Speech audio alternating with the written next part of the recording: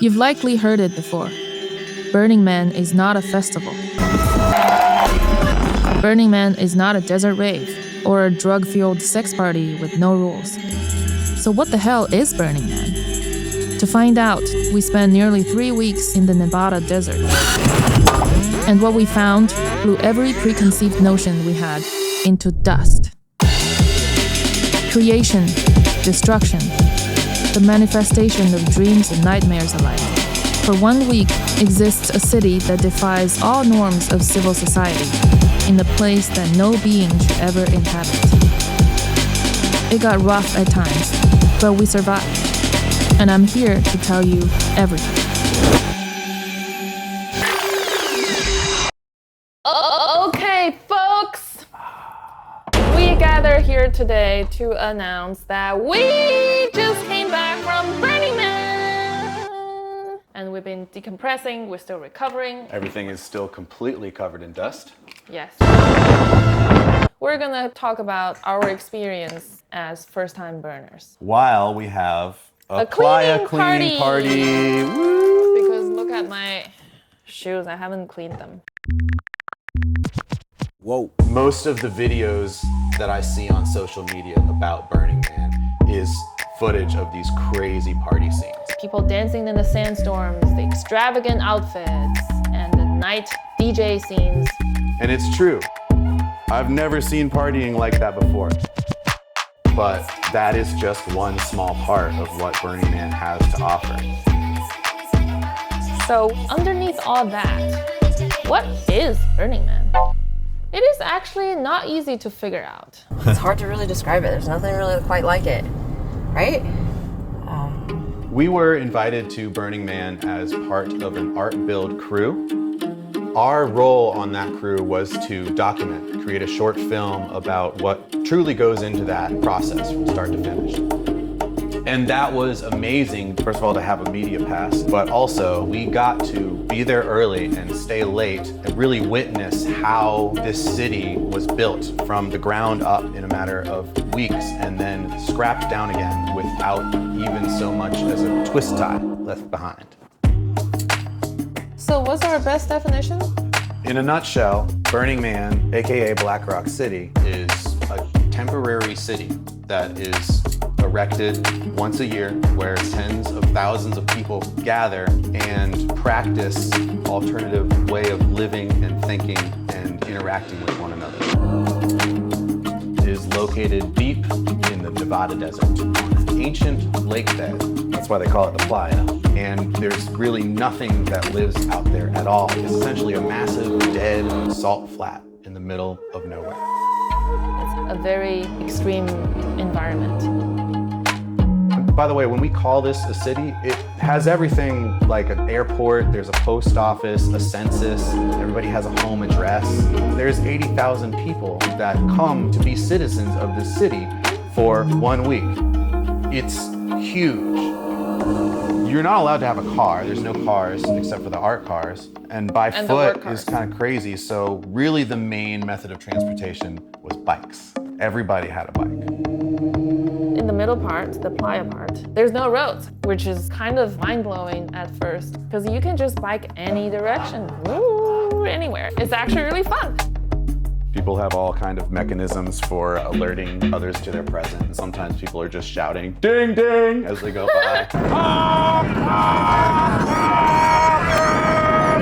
People have weird horns.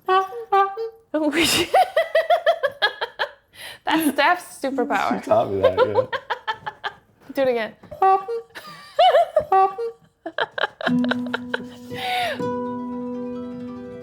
I already really love riding my bike. To be able to have it out in that weird environment, this just open space. You look at any direction you want to go, you just go there. It feels like a video game. It feels like a Zelda world. In the daytime, it's Mad Max. Dust storms, everything is covered in dust. Your hair becomes white throughout the week, like you've gained wisdom in years, but it's just dust. Oh yeah, Paul looks old. Billy, my back's aching up again. Can you get me my medicine? Jing, you have a dust stash. At night, it becomes the most electric city to rival Tokyo or Las Vegas. It's so bright, and you can see miles away an art car going. It's covering the whole sky. The art pieces are all illuminated to transform at night. Really becomes, honestly, another world.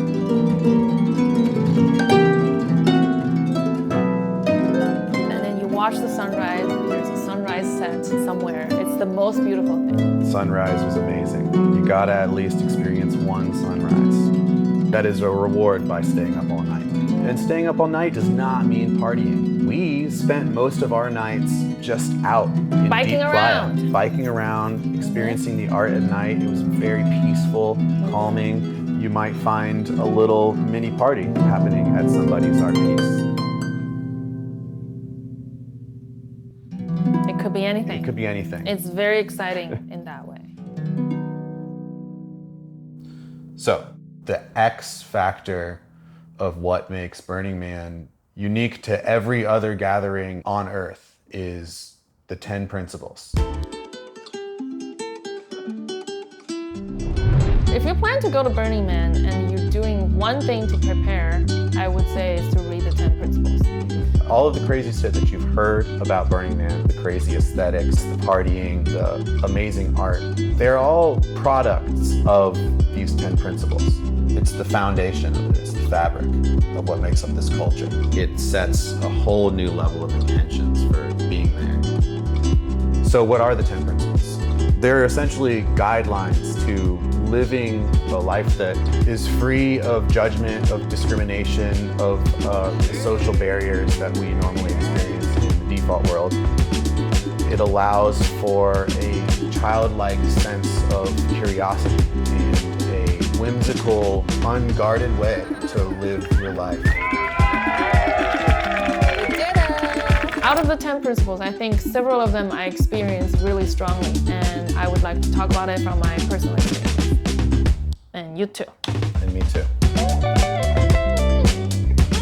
I don't like to interact with strangers. I'm the kind of person where a cruise ship went by and people on the cruise ship wave at you, I don't wave back. At Burning Man, you are by default welcome to talk to me.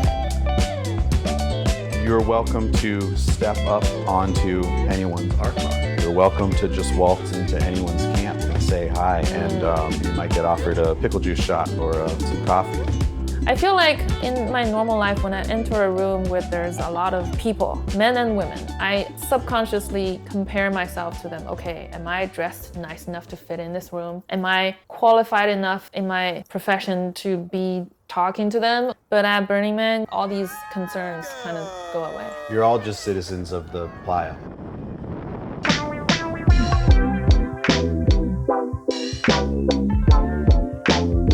Is this the end of the line? Good morning, how are you?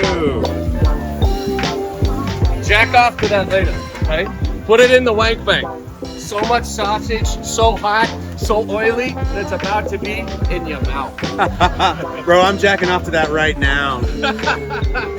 And keep your goddamn hands off the cooking service, all right? Burning Man has a gifting economy. There's no transaction of any type, not even barter, which is a common misconception. The idea is that everybody on the playa is contributing something. They're gifting it without expectation of anything in return. That means bars, coffee shops, lunch, dinner, activities, thrift shops, like free clothing boutiques. You just walk in and try on and take whatever you want. I like it. Yeah, it's kind of like a trust. You trust in the city, you give to the playa. By providing your camp service or art or whatever you're bringing, you trust that you get what you need. The playa provides. The playa provides. This was one of the most amazing things to me. And it took me a few days to really realize it, but just to be able to live without that barrier. Is this worth it? Is this a good deal? At Burning Man, all of that goes out the window. Brisket, baby! Biscuits! These are lovely people. We are all here to cook. Matzo balls, soup. Let's go! And then share it with the artists on the playa. That's a sudden veil that's just lifted. It's, do I want this rather than, can I have this? Yeah, and that's, I think, at the core of what a lot of these principles try to cultivate. That's a good one. It's a cool feeling. Wow. I can't believe this just happened. Is this real? I'm overwhelmed. This is real life? Although everything is technically free at Burning Man once you get there, you can't just show up and expect to be taken care of. You are expected to show up with everything that you need to survive on your own. Water, food, shelter. The desert is pretty intense out there. It's kind of extreme. So this self-reliance thing is a pretty serious one. It's really harsh sun in the day and it gets really cold at night. The dust storms are really wild. I've only seen it in Mission Impossible, but this is real. So you have to have your goggles, you have to have your mask, whatever. Breathing form that apparatus, is. yeah. You have to really be able to take care of yourself. That weeds out a lot of people that aren't up for that challenge. I learned that this is called a whiteout. It's just sandstorm, keeps coming, really strong wind. It sometimes lasts for hours. You have more respect for people to build here because most of them are not even making money. They just want to build art for the art.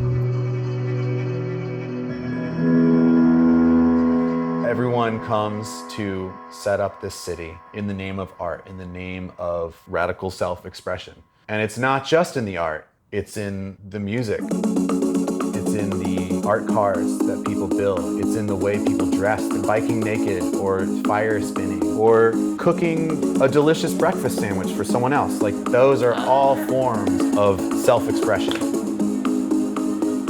The art cars were so next level. I knew that was like an aspect of Burning Man, but I had no idea scale. The art cars were like beasts roaming around the desert. Some of them tiny, some of them were massive, and then some of them are spitting fire. A lot of them. Spit a lot of fire. They're literally, they're like these giant creatures that just roll up on you out of nowhere. And every single one of them is spinning their own little soundtrack that somehow goes perfectly with their aesthetics. It's like their own little sonic identity. You'll just hear like, and this one over here is like.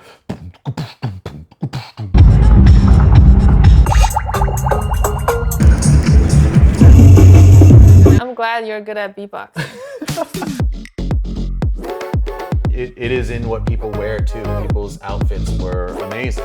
Before I came, I watched a video about what to wear to Burning Man. And they said, don't try to fit in, fit out. Just wear whatever you want. Even if it's just your regular day clothes, you can do that too. I chose somewhat in between, things that I wish I could wear more often in daily life, but I don't. I just wanted to look as much like a cowboy as I possibly. Yeah, you did that pretty well.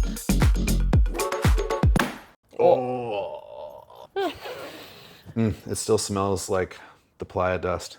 One thing I benefit a lot from the self-expression part is actually not having to wear a bra. I don't like wearing bras. It feels very uncomfortable. So there, I don't have a limitation to saying you have to.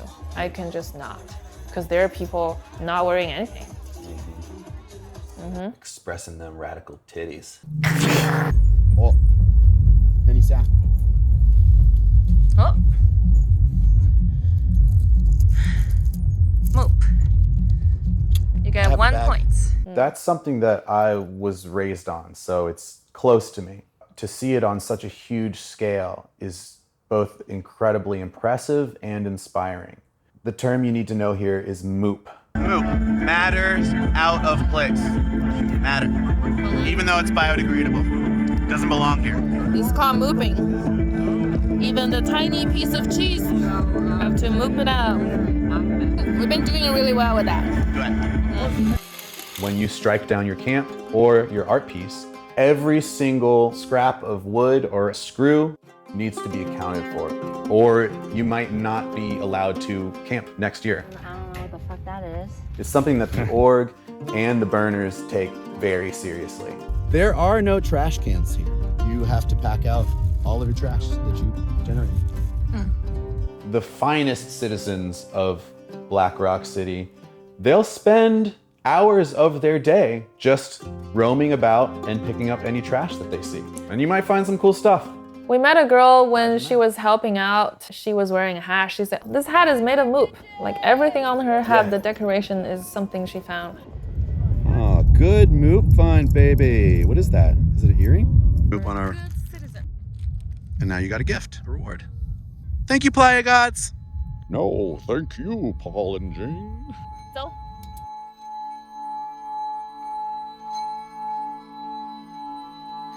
Temple is one of the most important elements of Burning Man. And it's one of the most serious. It adds a very spiritual layer.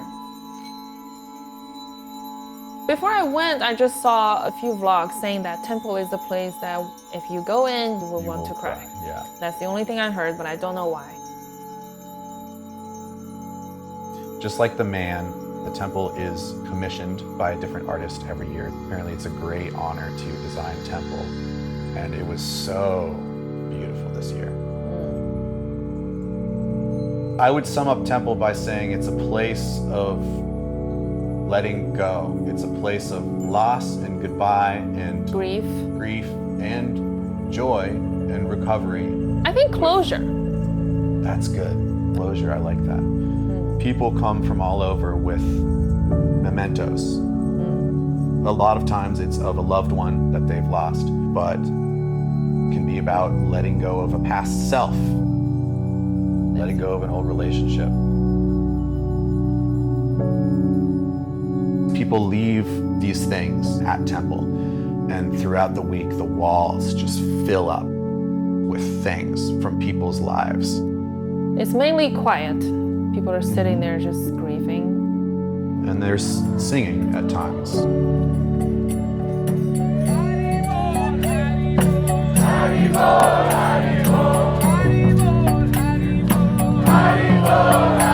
Celebration as well as mourning. It's a full spectrum of emotions for people.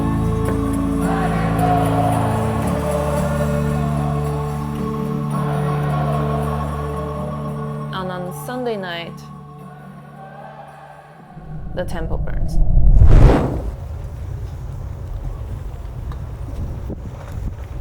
It's just quiet. Everybody sits and watches the temple burn down in complete silence. And I'll never forget that. It felt very much like a closure. It's a big, grand, epic, majestic closure.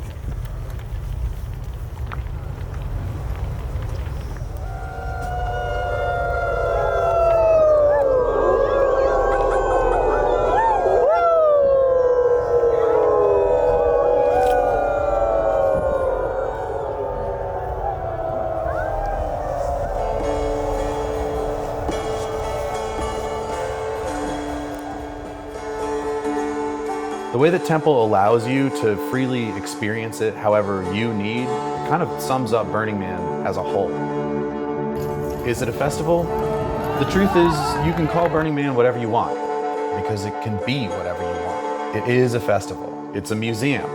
It's a DIY engineering Comic-Con. It's the biggest playground in the world. It's whatever the citizens decide it is, because they're the ones who bring the experience. It's decentralized. Burning Man isn't planned from the top down. It's slapped together from the bottom up by the people. And that's what makes it totally unique. It's very easy to be happy there. I really felt like I could just be a kid again. And the whole Black Rock City is a big playground. It's such an epic human experience that now I understand why people even travel across nations just to come for 1 week. Black Rock City is an experiment. It's an alternative reality that could very much be a reality if there was enough of a mental shift. Is that advocating for drug-fueled sex parties and staying up till sunrise every night? Probably not. Is it advocating for a childlike intrigue and lust for life that one carries themselves with daily? Is that advocating for a level of self-expression that is free from built-up walls and fear of one another, or a basic respect and care for the earth that we all inhabit? Yeah. Before we went to Burning Man for the first time, we were saying like, we're probably only gonna go this one time, right? Check it out. Yeah, I'm sure that'll be enough. And then after this, I can proudly say I definitely want to go back again. It's such a special place. And I do identify as a burner, I think. In fact, I realize I actually have been probably a burner. I just never been to Burning Man. I think we are done. Okay, bye-bye.